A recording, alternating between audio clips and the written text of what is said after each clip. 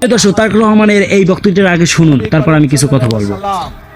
ওনার যে স্ত্রী ছিলেন বিবি খাদিজা, বিবি খাদিজাও একজন কর্মমুখী মহিলা, উনি ছিলেন একজন মহিলা ব্যবসায়ী। আজকে যেই দলটি, যাদের নেতা আজ বাংলাদেশের নারীদেরকে একটি খারাপ কিছুর সাথে তুলনা করেছে, তারা বলে তারা বিবি খাদিজা না, বিবি খাদিজা না, মা খাদিজা। জনাব তারেক রহমান, আপনারা ভুলে গেছেন তিনি আমাদের মা খাদিজা, তাকে বিবি খাদিজা না। বিবি অর্থ কি আপনি জানেন? আর এদিকে বলছেন সে ব্যবসায়ী ছিলেন, তিনি যখন ইসলাম গ্রহণ করেন নাই তিনি তখন ব্যবসায়ী ছিলেন। যখন নবীকে বিবাহ করেছিলেন তখন তিনি টোটাল তার ব্যবসা বাণিজ্য ধন সম্পদ সব নবীর রাস্তায় বিলিয়ে দিয়েছেন। এরপর কোনো ব্যবসা বাণিজ্য সে করেন নাই। নবী 2 মুঠো ভাত যেভাবে খাওয়াইছেন ওইভাবেই খেয়েছে।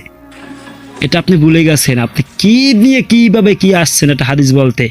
এমন কথা বলতে আসেন না যেখানে ইসলামের বদনাম হয়। ভালো সাল কথা বলে মানুষকে ধোঁকা দিয়েন না। আপনাকে আমরা ভালোবাসি, আপনাকে আমরা ভোট দেবো, এটাই নিশ্চিত থাকতে পারেন আপনি জয়ী হবেন। কিন্তু এমন কথা বলি না যাতে ইসলামের অসম্মান হয়। আপনি একটা ভুল হাদিস দিলেন। আপনারা যারা বিএনপি রয়েছেন তারাও অবশ্যই আমার কমেন্টে জানাবেন আমি সঠিক বলছি কিনা।